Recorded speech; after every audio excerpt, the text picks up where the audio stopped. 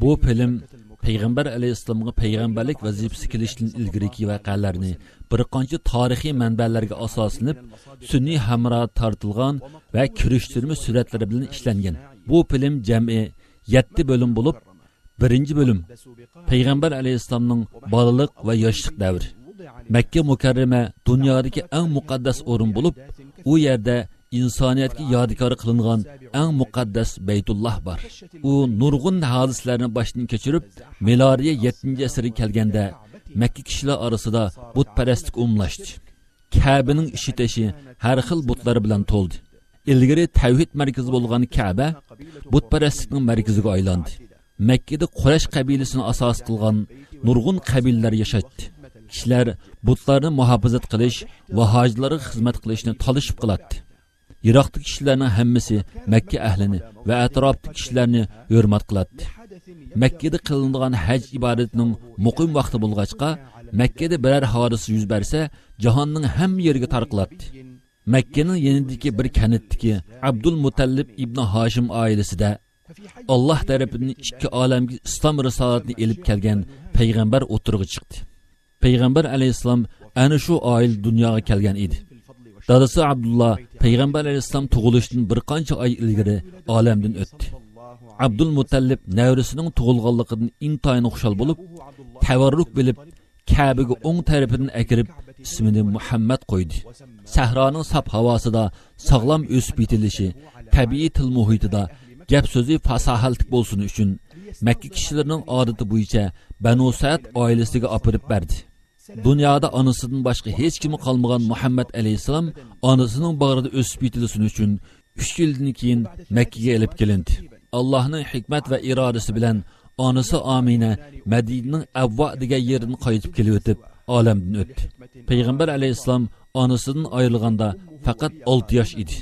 Peygamber Aleyhisselam'ni mehribon bovusi Abdul Mutallib beqishga başladı.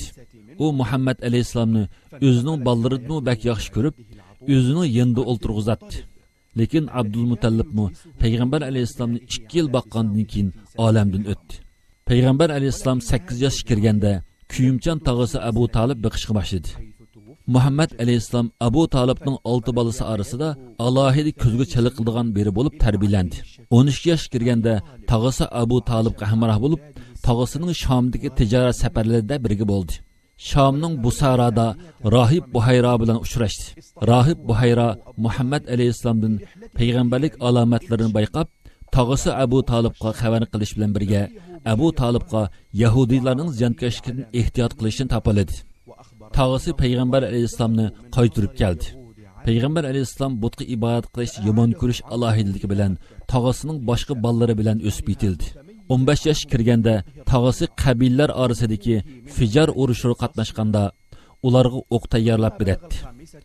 Tağısı bilan yetim yesir va zulmga uchirganlar va musofirlarning haq-huquqlariga yordam qiladigan Abdullah ibn Jad'anning uyida xayri saxovat uyushmasi qatnashdi.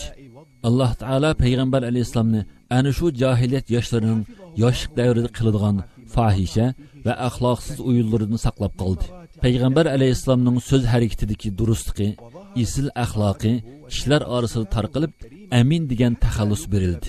Peygamber Aleyhisselam 25 yosh kirganda Qurayshning Asad qabilasidan Xadija bint Xuvaylid o'zining tijarati uchun xizmatchisi Maysara bilan Shamga berishga tanladi. Peygamber Aleyhisselam muhim ishlarni eng yaxshi shaklda o'rindidi. Maysara safardan qaytgandan keyin Peygamber Aleyhisselamning chechan omonatga qattiq rioya qilganligi, axloqli ekanligini Xadija radhiyallohu anhu tasvirlab berdi. Xadija radhiyallohu anhu Muhammad Aleyhisselamning qandoq ayolga muvofiq kelganligi, qandoq ayolga o'yinish orzusining borligi to'g'risida inchik kuzatdi. Hamda jur'atli bo'lib, yaqinlaridan birini avatib, o'ziga xayrdor bo'lishni uqtirdi. Peygamber Aleyhisselam xayrdor bo'lib, ikkisi to'y qildi va bir-biriga mos kelgan er-xotinlardan bo'ldi. Uzoq yillar o'tib, Muhammad Aleyhisselam axloqining sobligi, butqa ibodat qilish va mushriklarning oynishlariga uyushligi bilan jahiliyat kishilaridan farqli holda aqlliq va hushyorlik, axloqliqqa namoyon bo'lishga boshladi. Xadija radhiyallohu anhaning sifatliginidek Peygamber Aleyhisselam qarindoshlariga mehribonlik yetkazdi. Ig'irchiliklarni ko'taradi. Yo'qsizlarni yo'qlaydi. haqni ezib ketganlarga yordam qiladi. Ka'bani sal elib ketib, Quraysh mushriklari Ka'bani qayta salmoqchi bo'lganda, Quraysh kattalari ichida Hajrul Aswadni kimning aslidik o'rniga elish to'g'risida talash tartish kelib chiqib, o'zaro urush holati kelib qoldi. Ularning oldiga kim baldir uchrasa, shu kishining hukmi bo'yicha qildiganligi to'g'risida bir qarorga keladi. Alloh taolo Muhammad alayhisolamning tunji Makkaga kirguchi bo'lishini xohladi. Ularning talash tartishayotgan masalaga qaror berdi va Hajrul Aswadni to'nga qo'yib, to'nning 4 tarafini talash tartishgan 4 tarafga ko'targizib, muborak qo'li bilan Hajrul Aswadni asli o'rniga qo'ydi. Ularning hammasi maqsadlariga yetganligidan xushal bo'lishib, oradagi talash tartishga xotim berildi. Payg'ambar alayhisalom 40 yoshga yaqinlashganda G'ori Hira'da bir qancha kecha va kunduzni yolg'izlar o'tkazdi. Olamlar va o'z qavmi to'g'risida fikr qiladi.